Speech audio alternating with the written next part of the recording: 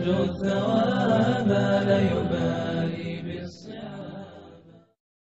সহিহ বুখারীতে বর্ণিত হয়েছে, কিয়ামতের দিন আল্লাহ তাআলা কয়েকটি প্রশ্ন করবেন, যেই প্রশ্নগুলোর উত্তর বাধ্যতামূলক সবাইকেই দিতে হবে। প্রথম প্রশ্ন, আন উমরিকা ফীমা আফনাইতা, তুমি তোমার জীবনকে কোন কাজে ব্যয় করেছো? তুমি কি বাজারে দাঁড়িয়ে দাঁড়িয়ে জীবনের মূল্যবান সময়গুলোকে শেষ করে দিয়েছো? তুমি কি চায়ের দোকানে বসে আড্ডা দিয়ে জীবনের মূল্যবান সময়গুলোকে নষ্ট করেছো? তুমি তোমার জীবনকে কোন কাজে ব্যয় করেছো? দ্বিতীয় প্রশ্ন করা হবে যৌবনকাল সম্পর্কে, ওয়ান শাবাবিকা ফীমা আবলাইতা, তুমি তোমার যৌবনকালকে কোন কাজে ব্যয় করেছো? তুমি কি যৌবনের তাড়নায় উন্মাদ হয়ে গিয়েছিলে? তুমি কি দুনিয়ার মোহে আচ্ছন্ন হয়ে গিয়েছিলে? তোমার চিন্তা চেতনা কি নষ্ট হয়ে গিয়েছিল? তুমি কি যৌবনকাল পেয়েছো বলে আল্লাহর বিধানের অবাধ্য হয়েছিলে? তোমার যৌবনের শ্রেষ্ঠ সময়গুলো ইসলামের জন্য অনেক প্রয়োজন ছিল। পৃথিবীর সর্বত্রই মুসলিমরা নির্যাতিত হচ্ছিল, কাফিররা মুসলিমদের ভূমিগুলোতে আগ্রাসন চালাচ্ছিল, মুসলিম নারী শিশুদের নির্বিচারে হত্যা করছিল। আবু গারিব কারাগার থেকে তোমার বোন ফাতেমা চিৎকার করে তোমাকে ডাকছিল।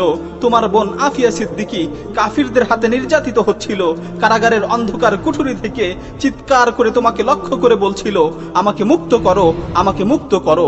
তুমি কি সেদিন তার ডাকে সাড়া দিয়েছিলে? তাকে মুক্ত করতে ছুটে গিয়েছিলে? খালিদ বিন ওয়ালিদ, মুহাম্মদ বিন কাসিম, সালাহুদ্দিন আইয়ুবী কি তোমার জন্য আদর্শ ছিল না? উম্মতের এই কঠিন পরিস্থিতি দেখেও তুমি খেল তামাশায় ব্যস্ত ছিলে, সারাদিন গেম খেলে, মুভি দেখে, বন্ধুদের সাথে এখানে সেখানে আড্ডা দিয়ে তুমি তোমার যৌবনের মূল্যবান সময়গুলোকে নষ্ট করেছিলে। হে যুবক, কাল কিয়ামতের মাঠে তোমার প্রতিপালকের সামনে কি জবাব দিবে? তোমার যৌবনের এই মূল্যবান সময়গুলো মুহাম্মদ সাল্লাল্লাহু আলাইহি ওয়াসাল্লামের উম্মতের খুব দরকার ছিল। ফিলিস্তিনের গাজায় আগ্রাসী ইহুদিদের প্রতিহত করার জন্য তোমাকে খুব দরকার ছিল।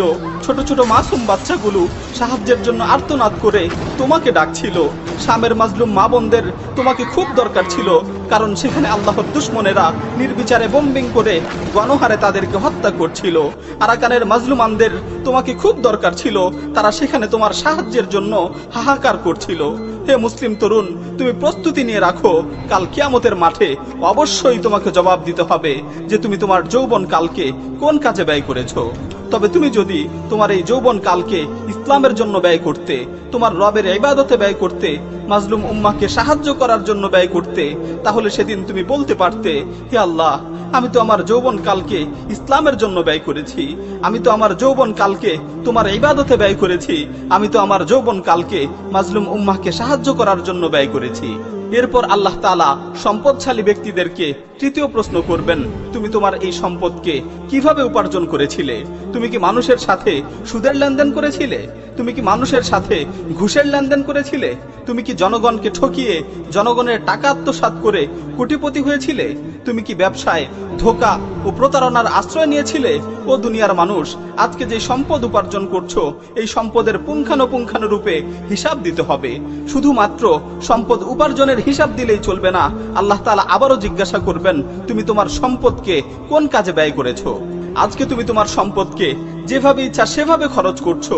তুমি তোমার সম্পদের অপচয় করছো, কোটি কোটি টাকা খরচ করে বিলাসবহুল প্রাসাদ নির্মাণ করছো, লক্ষ লক্ষ টাকা খরচ করে বাড়ির গেট বানাচ্ছো, কোটি টাকা দিয়ে বিভিন্ন মডেলের গাড়ি কিনছো, তোমার মেয়ের বিয়েতে বিয়ে বাড়ির লাইটিং, ফুলসজ্জা আর আতশবাজির পেছনে লক্ষ লক্ষ টাকা খরচ করছো, এখানে সেখানে টাকার অপচয় করছো, টাকা পয়সার কোনো হিসাব নেই। তুমি চিন্তা করছো আমার টাকা আমি খরচ করছি, আবার কার কাছে হিসাব দিব? মনে রেখো, আল্লাহ তাআলার কাছে সব কিছুর হিসাব দিতে হবে, আল্লাহ তাআলার সামনে সব কিছুর হিসাব দিতে হবে।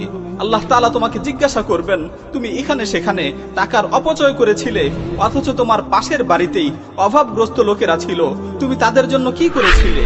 তুমি পথের ধারে ভিখারীদের বসে থাকতে দেখেছো, তুমি তাদের জন্য কি করেছো? তুমি ফুটপাতে রাতের বেলায় অভাবী মানুষগুলোকে শুয়ে থাকতে দেখেছো, তুমি তাদের জন্য কি করেছো? হাসপাতালগুলোতে গরিব অসহায় মানুষগুলো টাকার অভাবে চিকিৎসা করাতে পারছিল না, ঔষধের টাকা ব্যবস্থা না হওয়ায় হাত পেতে মানুষের কাছে সাহায্যের আবেদন জানাচ্ছিল, তুমি তাদের জন্য কি করেছিলে? তুমি রেল লাইনের দুধারের বস্তিতে অভাবী মানুষগুলোকে নিঃস্ব জীবন যাপন করতে দেখেছো, তুমি তাদের জন্য কি করেছো? ঈদের দিনে তুমি আনন্দের সাথে ঈদ উদযাপন করেছিলে, তুমি তোমার পরিবারের জন্য লক্ষ লক্ষ টাকা খরচ করে ঈদের মার্কেটিং করেছিলে, আর রাস্তার পথ শিশুগুলো পুরাতন কাপড় পরেই ঈদ পালন করেছে। তুমি কি তাদের দেখোনি? তুমি তাদের জন্য কি পদক্ষেপ নিয়েছিলে?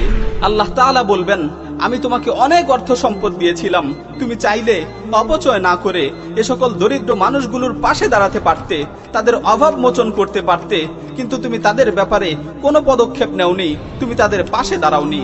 আল্লাহ তাআলার কাছে তোমার সম্পদের পুঙ্খানুপুঙ্খানুরূপে হিসাব দিতে হবে। ও দুনিয়ার মানুষ, আল্লাহ তাআলার সামনে এই হিসাবগুলো দেওয়ার জন্য পরিপূর্ণ প্রস্তুতি নিয়ে রাখো। আল্লাহ তাআলার সামনে এই হিসাবগুলো দেওয়ার জন্য পরিপূর্ণরূপে প্রস্তুতি নিয়ে রাখো।